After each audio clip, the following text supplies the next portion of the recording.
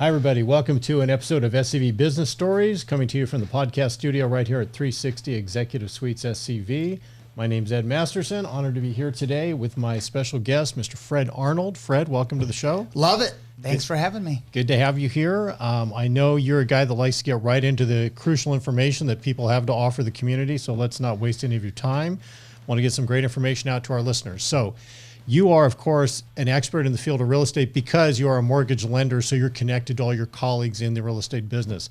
Give us a quick snapshot in your area of what is the most crucial information people should know right now, whether they're applying for funding for a home or a piece of commercial real estate. Well, let's talk about home lending right now.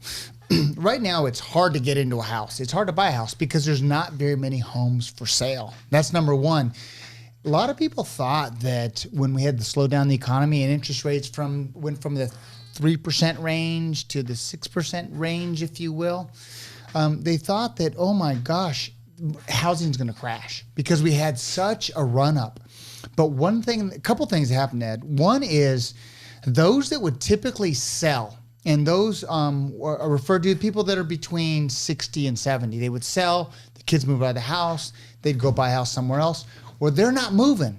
They're not moving for several reasons. One is their loan that they have for $150 or $250 or $350 is only 2.99%. So if they sell, even if they're going to buy for less, they can't get less expensive housing. Okay. So that traditional person that would normally list their home for sale and sell to somebody moving up, if you will, right, it's just not happening. Second thing that's happening is new home construction. We got plenty of it out here. I don't want to say plenty, but we have good new home construction. But we're not building smaller homes. So that entry-level buyer, it's tough because there's so much regulation when it comes to building a house that it's very unprofitable to build a house that's 1,600 square feet. Right. You got to build a bigger home, get more money for that lot in order to afford it. Right. And so that's happening. And then the last but not least, and I think it's really important to understand in LA County, household formations are really, really going up. Our children. What's a household formation? Household formations is when our children decide to get married or decide to live together or cohabitate. And so we're finally seeing that happen. Like my one son's 27. He's a firefighter, and he hasn't formed a household yet, but I assume he will in the next 3 years or so. Okay. That generation wasn't like our generation, which is home sweet home, buy a home right away, have kids, and buy in a suburb. They're not doing that right now. But there is about 1.3 million in LA County. Of the renters in LA County, about 40% can qualify to buy a house, and it's just a matter of finding a house to buy. So we didn't see a drop in real estate values in most areas at all. In fact, in some cases, we saw a 1 or 2% increase. And so that's what's very important to know is housing is not, it's contracting as far as the number of sales, but it's not going down in value like we saw in 08. So that's a surprising stat to me. 40% of people in LA County could qualify for a home loan right now? Yeah, absolutely. Really? The average rent's gone up. In some cases, depends on what statistic you look at, but right. Last year, anywhere from 14 to 18% rent increase, unless, of course, you were in some areas of LA where there's rent control, but a lot of increase in rent. So if someone would move out, they'd put that to fair market value and get the rent for it. So yes, that's a true stat that is sobering, and it's driving demand. So do you see most people I guess regardless of generation, do most people today, right now, snapshot of what we're looking at right now, typically go to purchase a previously owned home from somebody, or do they go looking for new home development areas that are brand new and they want to move into them? Well, it depends what their need is. If it's children, then they're going to come out to somewhere like Santa Clarita, where the average school rating is very high. So that's the one thing. Are they looking for that? The one thing about the buyers now, the young buyers now, is they're looking at the investment side of the house because they saw their parents lose their home in 08 or heard of the stories right. of the mortgage meltdown. So in the housing meltdown. So they're really looking at the house as an investment. Is it a sound investment? Now, new home construction makes up 10% nationwide of all homes being sold. Okay. And so that's an important thing. Now that's nationwide. It's going to be different in micro areas, probably a little bit higher in Santa Clarita right now. So we're going to see, but they come looking in Santa Clarita at the new homes, but they don't necessarily buy because it's not a higher percentage of the homes for sale. And are those new homes, with all the cool amenities that new homes come with nowadays, they are proportionally or about the same relative pricing compared to what a home 20 years ago with all the bells and whistles would have been proportional? Well, there's something that you have to look at as a new buyer, and I'm telling my kids to look at, and it has to do with Melrose. There's extra Melrose tax in some neighborhoods where you're paying more than the 1.25%. Can you explain what Melrose is? Absolutely. So Melrose is just an extra property tax above your normal property tax that you pay, and it's for infrastructure, houses, streets, fire, schools, and so forth. It's an extra tax, right? So some of these projects, you're going to have the extra Melrose, and you just have to bake that in. What is the cost of my housing if I buy there versus a resale? The second thing you have to look at is is there an HOA that's higher than normal, homeowners association fee? It's an extra fee for the amenities in the neighborhood. Now, if you go out to 5 Point, I'm familiar with that, and the good people out there, I mean, they have some space that's just absolutely stunning, beautiful, and it's part of the HOA, and you pay, and if you're going to use that amenity, it's certainly a beautiful amenity to use. And so you have to look at that. Very important when it looks at new construction. And last but not least, are you going to have some money left over if they have a backyard or front yard to put in your front or backyard? In some cases, it's better to buy resale, put in new carpet, paint, and make it your own. Yeah, no, that makes sense. You're right. There's a lot of put-ins that you have to do on a brand new home. So yeah, you're right. That's a good point. So how about this? This generation, when I say this generation, let's say people 30 and under, I hear a lot, and I'm not sure if it's a cliche or it's true, and you would know, do they typically prefer to rent rather than own? Or is that just, you can't broad stroke the entire generation? I don't think you can broad stroke them. I think that they're just more methodical about their education. They're more methodical about seeing their parents or parents' friends or relatives lose their home when they were kids and hearing about all that. And so they're really concerned. They're also very conscious of their lifestyle. I mean, truly, and some of us don't understand. I get it, but that, the lifestyle that they want to lead is different than the lifestyle that you and I grew up with. And that's not necessarily bad. They really enjoy their social aspect of their life. The other thing that's important to them is they're afraid to be locked down. Mm-hmm. And so if they buy a house, it's a feeling of being locked down. Of course. So it's definitely, that's why I say household formations is what causes many people to decide to buy versus age. It's not age as much as household formations and where they're at in their life. Right. And I think you mentioned earlier, did I hear you correctly? We're technically in a seller's market, right? More people want a home than homes are available, correct? 100%. Yeah. But it's it's well over 30% of all homes are multiple offers, which is surprising. And a good percentage of those are over ask price. So we're still seeing a seller's market. However, I believe there's a very good chance interest rates are going to drop. Maybe not to where they were. Where are they at now? So I'll quote you two rates: 6.125 with an APR of 6.389. I'll make it a little bit high so that in case we have all these rules we have to quote, which is true cost of money because you got to pay fees to get a loan. So you're in the low sixes in many cases, and I could see a vision where the APR drops down to 4.5%. And it's because we're going to see a slowdown in our economy. When we see a slowdown in the economy, we're going to eventually see lower interest rates. So buying now and refinancing later, I think is wise. Because once these interest rates drop, those household people, young people or individuals building a new house together, right, it's going to be a frenzy. So 2-3 years ago, we were at about half the interest rates now. Is that about right? A year and a half ago. Year and a half ago. Yeah. Right. So do you say the old axiom that the best time to buy a home is right now?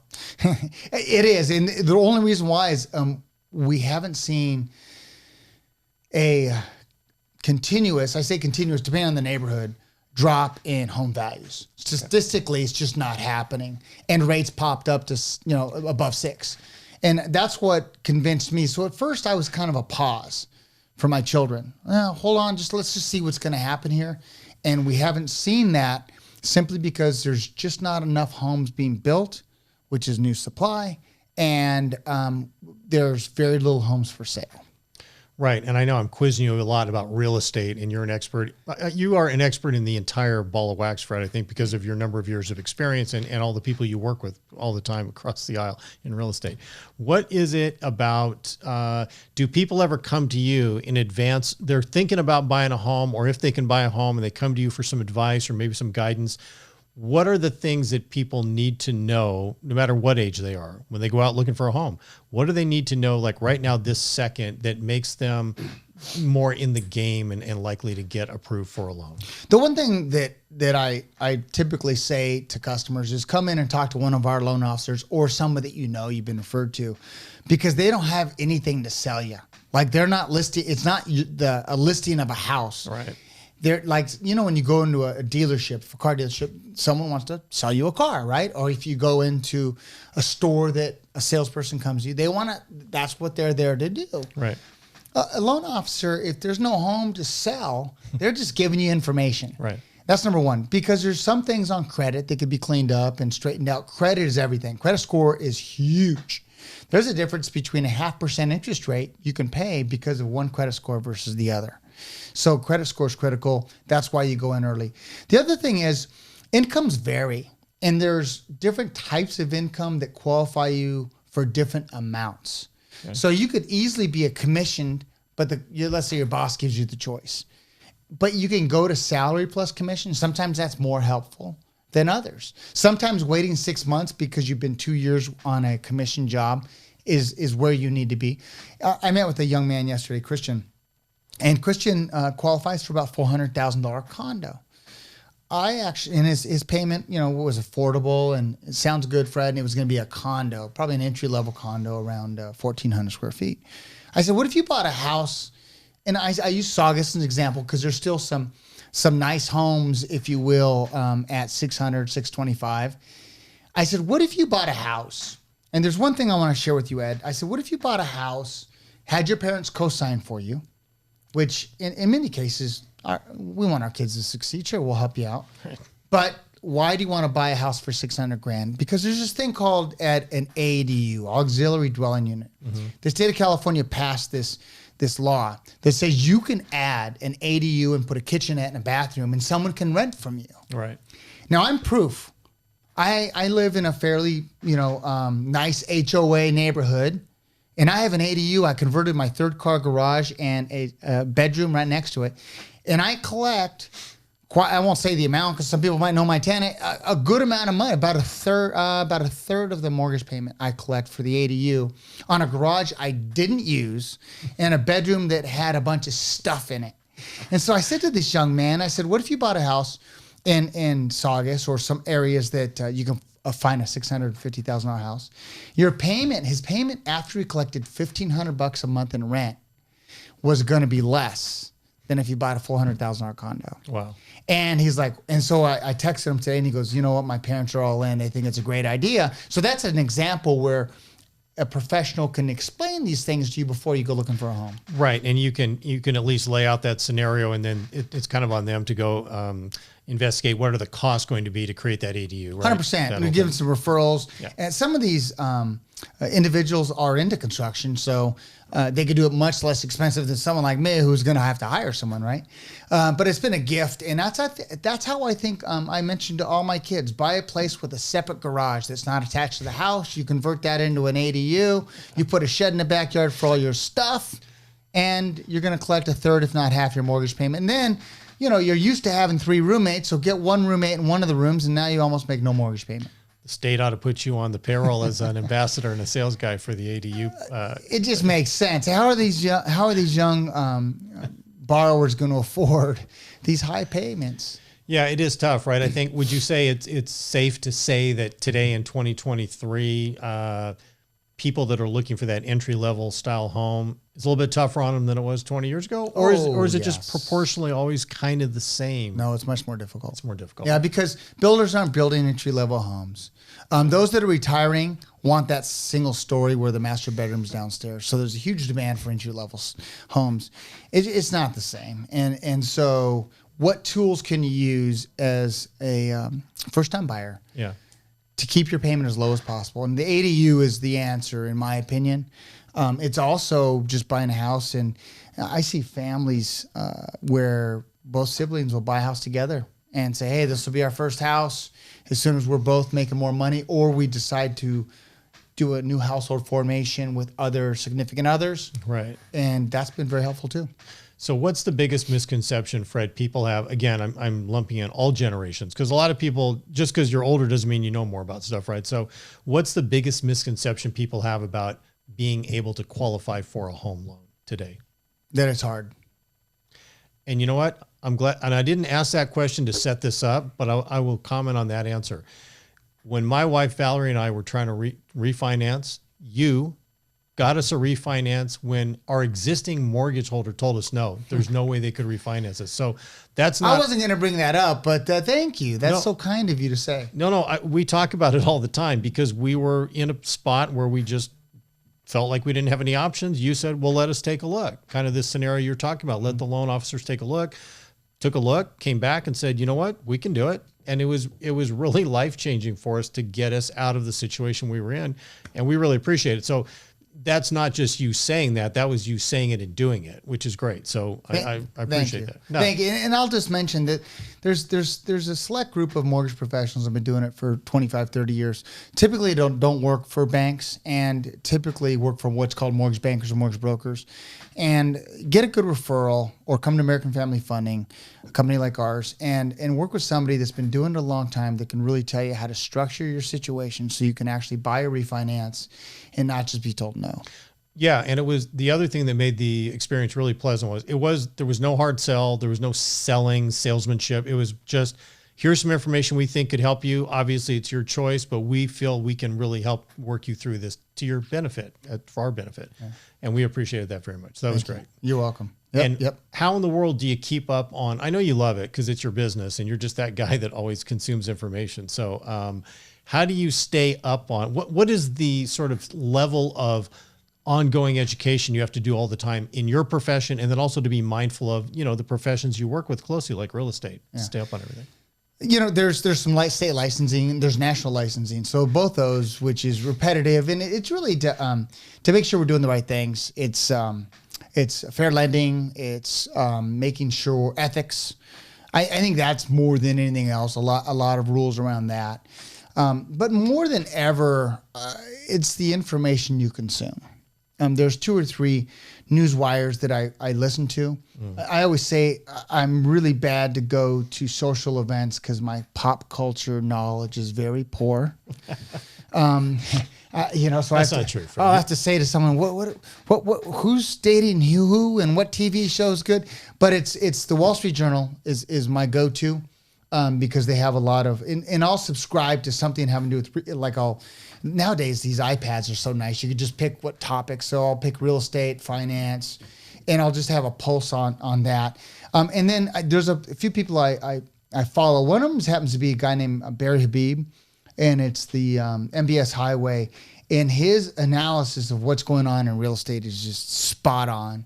So I'll listen to him. Kiplinger's report. So there's certain reports you look at in finance, and that's all you have to do is spend a little bit less time on the tabloid stuff and a little more time.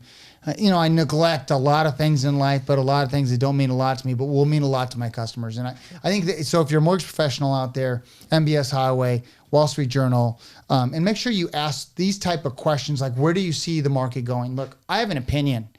They say, well, I can't forecast the future. Well, I can tell you a pretty good idea where I think the market's going based on immediate data. Right. And I can share that data.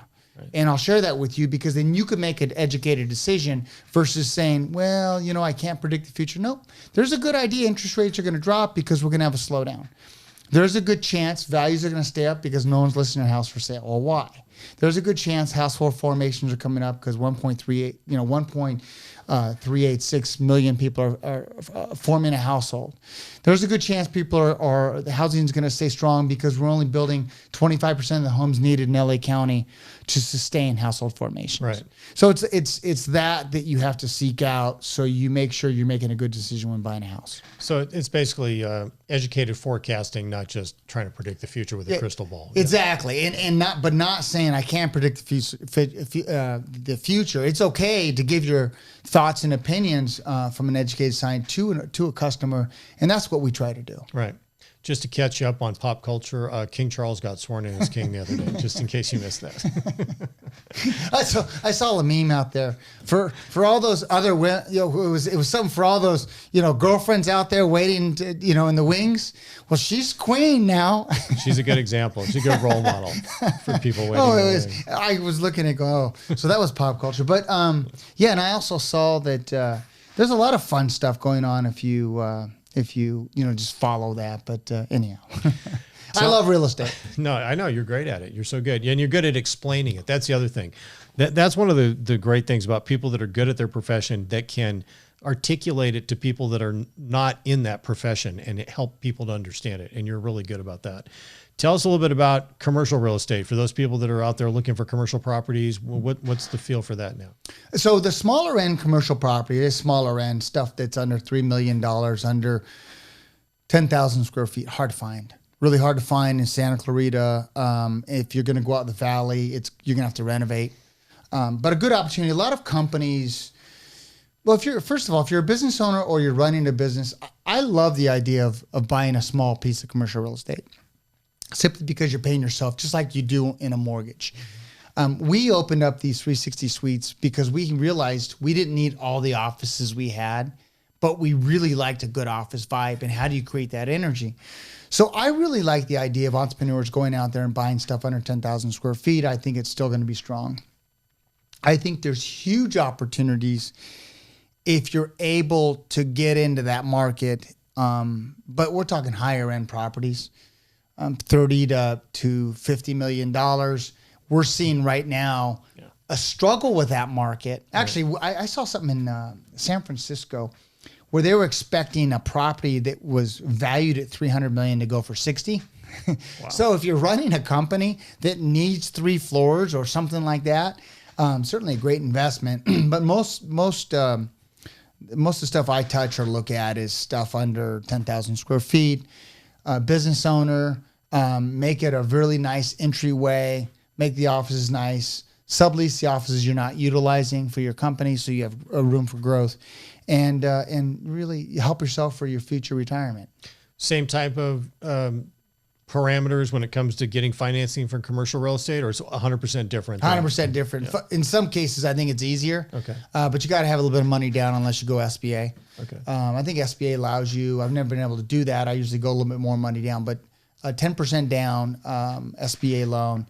You have to occupy 50% of the property. And again, call an SBA expert. I'm not that, but I just from talking to the bankers all the time, there's a couple I'll be happy to refer you to. But yeah, it's just typically more money down. The loans aren't fixed for 30 years. They're fixed for 5 or 10 at the most. Okay. They're a different animal, but certainly a great way to build your wealth, great way to build your portfolio, especially if you're a business entrepreneur out there looking. And ring me up, and I'll share what we've done with our 140 executive suites out here in Santa Clarita. And we just started with one and built a really nice portfolio of suites. Yeah, I want to talk about your suites, the 360 executive suites. We're in the one right now that's on the old road. That's where we have the podcast studio set up. And I know we're going to be interviewing tenants here in the building and letting them come in for sessions like this to talk about their businesses, let people get to know who they are, and let them, sort of help educate the community on their professions. What was your vision for this particular building? Because I'll tell you what it feels to me, but I want to know, what was your vision when you decided to buy this building and kind of redo it? Well, first of all, it's an iconic building. That Alice and John O'Hare, who formerly owned Remax of Santa Clarita, I think it's Remax Santa Clarita or Valencia, one of those, Remax, they really set the bar high. They built about 87 individual offices, so their real estate agents had their own office.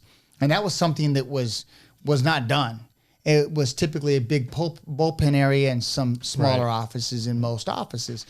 And so it was right off the freeway. They built it before nothing was over here. And it revolutionized the way that real estate agents officed back then.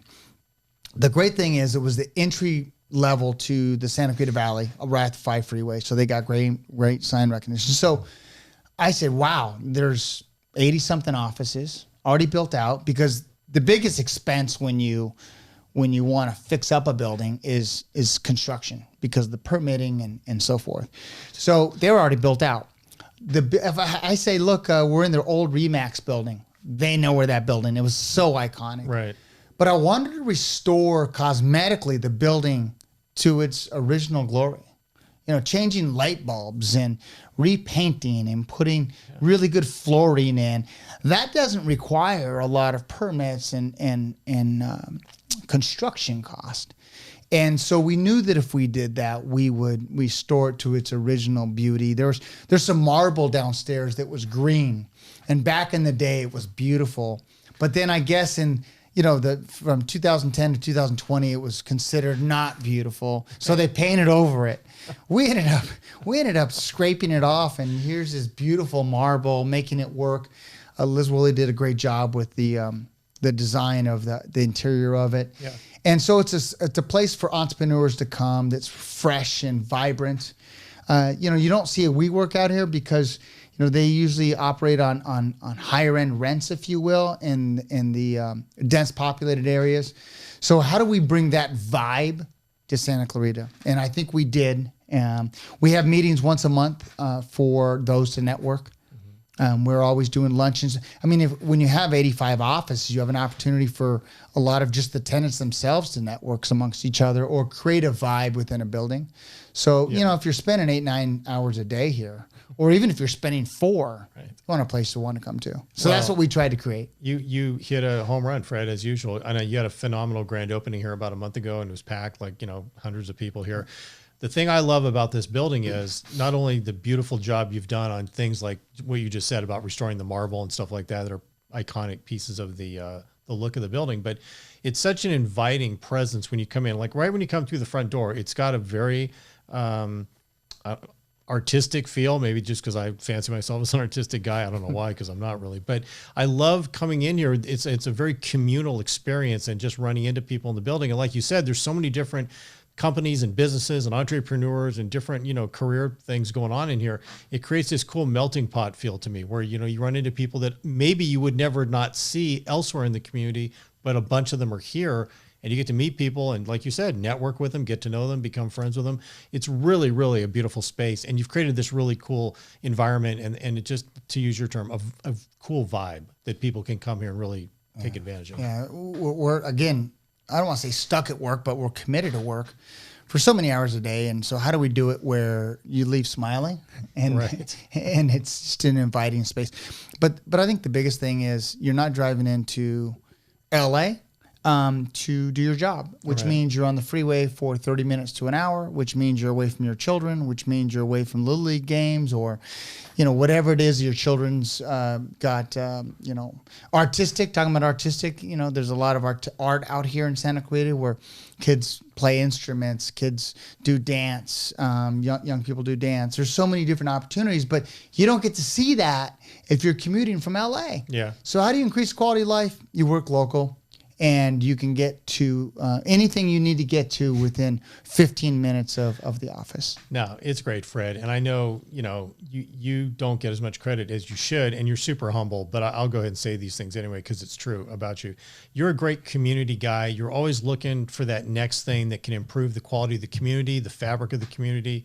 You are kind, you're generous, you support a bunch of nonprofit organizations out here. And one of the greatest things I love about you is you're always positive, as evidenced by helping us refinance our house. And everybody said, nope, can't be done. You're like, well, let me take a look. And you got it done. So you're not appreciated as much as you should be, but I appreciate you. And hopefully when people see this thing, they'll say, Fred Arnold's a pretty good guy. He doesn't know much about pop culture. No, I don't. Right. When it comes to that Friday night party, I kind of sink a little bit and just kind of shake my head and smile.